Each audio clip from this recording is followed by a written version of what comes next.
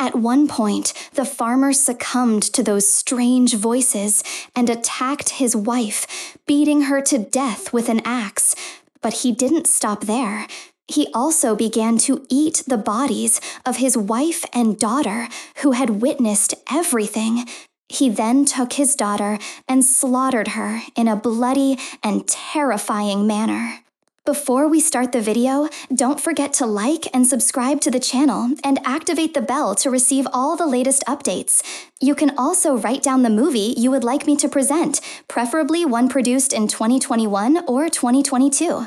Our movie begins in a very dark forest, which is not an ordinary forest, but a forest of death.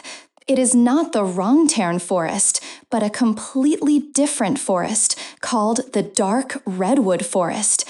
We see a girl being chased, her breath cut off, eyes fixed on something, clutching her bleeding stomach.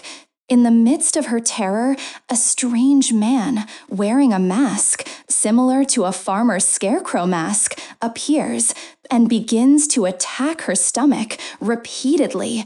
She falls to the ground, crawls away, but he brings an axe and strikes her in the back until she dies. The next day, a strange man arrives at the scene of the incident, examining the blood. Meanwhile, Marco and his girlfriend Chrissy arrive in the forest to meet Pam and her friends Bruce and Jessica. They pitch their tent near the historic Rosary House, known for a tragedy that occurred 20 years ago. Their goal was excitement, fun, experiencing something new, but they were unaware of what awaited them in the Redwood Forest. Pam calls Bruce, who says he's on his way. He decides to walk until he reaches them. Before he arrives, Marco and Chrissy are already there. The group begins walking toward the agreed location to pitch their tent. They prepare for the night, planning to begin their journey tomorrow to the famous house of the pool. They are not alone in the forest.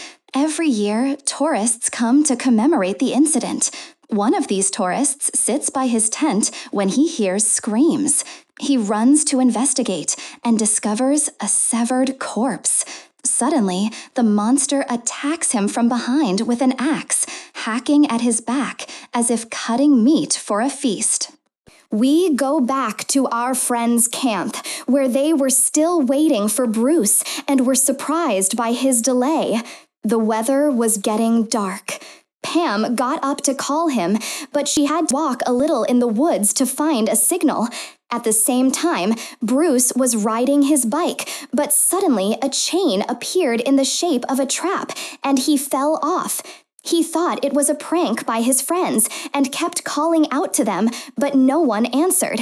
He got up and started walking in the woods, looking for his friends, but the monster sneaked up on him. This time it didn't kill him, but struck him in the face, causing him to faint. Pam entered the woods looking for Bruce and called his phone, but she found it lying on the ground and couldn't find Bruce. She became even more worried and went back to her friends, who told her that he might have dropped it on the way. At night, they decided to go ahead to the Redwood House so they wouldn't get lost in the woods. Pam wasn't convinced by this talk, but she accepted the situation because she couldn't walk alone in the forest at night looking for him.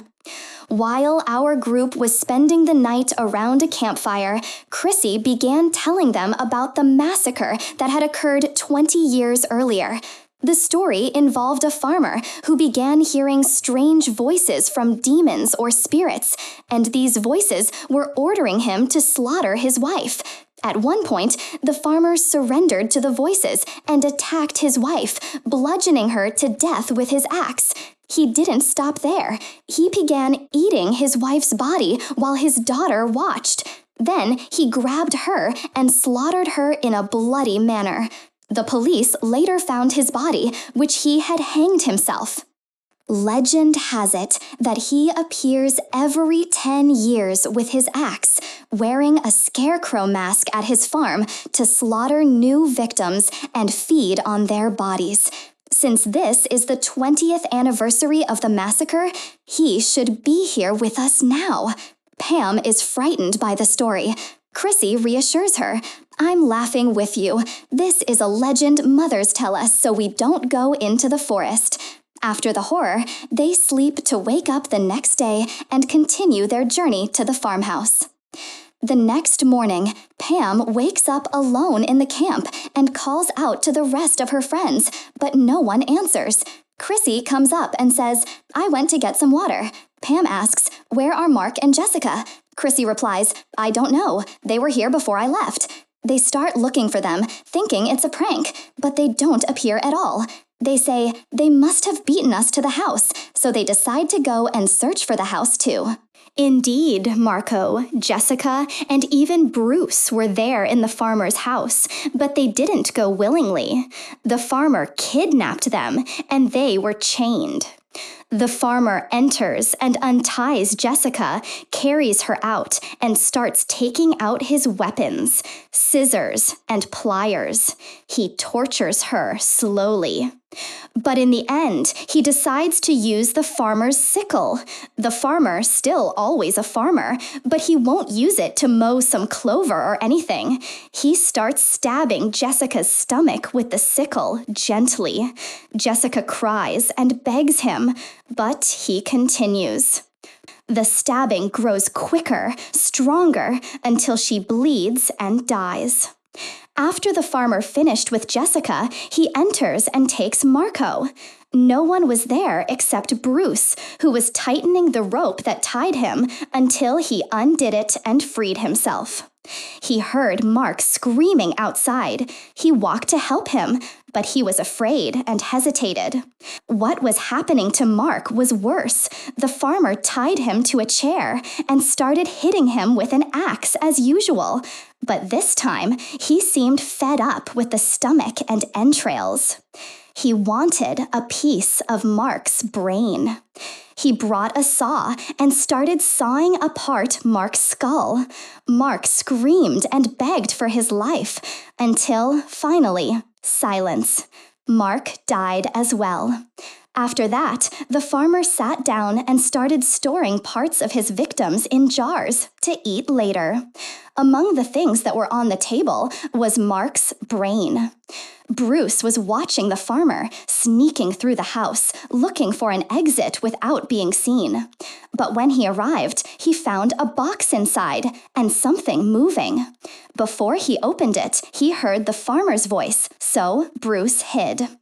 The farmer opened the box and started smashing it with his axe. Then he walked away. Bruce returned to the box and opened it. He found one of the tourists who had been in the forest. She was breathing her last breaths. Bruce left her and walked away. But the farmer spotted him. He ran after Bruce, slamming him against a wall. He struck his face over and over until it was covered in blood. Then he broke Bruce's arm. Bruce fell to the ground. At the same time, Pam and Chrissy arrived at the house, but they didn't find anyone. All they found was a dead fox, its foul odor filling the air. They sat down to rest, thinking they'd reached the wrong house. Pam decided to go out and look for a network signal so she could call someone. Chrissy stayed alone inside. But she wasn't truly alone. She found a hole in the wall, leading her to the place where the farmer was. She heard Bruce screaming as the farmer tortured him. She followed the sound, but the farmer sensed her. He came out, chasing her. She closed the door behind her and hid. But this was his house, and he knew it better than her. He opened the door. He followed her into the barn. She hid behind a haystack. The farmer came from behind and started stabbing her in his favorite spot. Her stomach was cut open. He pulled her intestines out while she was still alive. Pam heard the sound. She rushed inside, only to see the farmer carrying Chrissy's corpse and cutting it apart. The farmer was about to notice Pam, but she hid herself in time, holding her breath. Suddenly, the strange man who visited Pam in the first movie, the one we saw, was searching the forest. He was looking for the farmer, or the monster. He tells Pam, "Don't make a sound." He helps her escape. Then he tells her, "What brought you here? You don't know what this thing can do." Exactly 10 years ago, the farmer, or the monster inside him, or whatever it was, killed my daughter. I spent 10 whole years looking for him, and this year he showed up again, killing, slaughtering, not caring about anyone. "Run away from here! Save your life before he catches you!" Pam said, "I won't leave until I find my friends." He replied, "Your friends are probably dead and in the jars right now. But if any of them are still alive, you might find them in the place where he puts the bodies. I'll help you get there." But before they could leave, the farmer saw them and started chasing. The man closed the door behind him. The farmer stabbed him from behind the door. The man said to Pam, "Take the gun. It only has one bullet. Don't waste it. Come on, run away." The farmer went for the man after Pam escaped. The man shouted, "I've been looking for you for years. You literally wasted my life after you killed my only daughter. Come on, kill me. It doesn't matter to me at all." The farmer whispered, "Okay, honey," and killed him. Pam went to the place the man had told her about. She found many dead bodies, but none of them were her friends. Then she found one tourist still alive. The woman started screaming. Pam begged her, "Be quiet, he will hear us," but she didn't stop. The farmer came at them.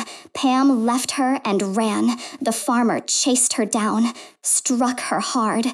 Pam tried to hit him with the gun, but she fell. The farmer grabbed her by the hair. He beat her until she collapsed. Her face was covered in blood. Pam falls to the ground, and the monster prepares his knife to kill her, but Bruce enters. It turns out the farmer hasn't finished him off yet. Bruce hits the farmer so that Pam can find a chance to escape, but he kills him in a second. That second is enough. Pam grabs the gun and fires. The farmer finally falls to the ground. Pam escapes the cursed house and finds the man on the road. She gets in with him and falls asleep in the car from exhaustion. She wakes up at night, still in the forest. The man tells her, "I got lost on the road and have been circling the same place for an hour. I saw a house behind me. I'm going to go ask the people there." Pam replies, "But there are no houses here." Suddenly, the farmer appears from the forest. The bullet didn't kill him. He kills the man. Pam hides in the car. The farmer opens the door. She escapes and keeps running through the forest until she reaches a junkyard filled with old cars. She grabs an iron bar and strikes the monster on his leg and body. His body was clearly affected by the blow, as if he had become weaker after the shot and was falling to the ground, unable to move. Pam climbs the crane holding a car. Before the farmer can react, she drops the car on him. The farmer finally dies. The curse and legend of Farmer Redwood, who has terrified people for years, ends here. Do you think there might be a sequel to the second part released in 2020? The second part will be made soon. Like, subscribe, appreciate my effort, and see you in the next video. Bye!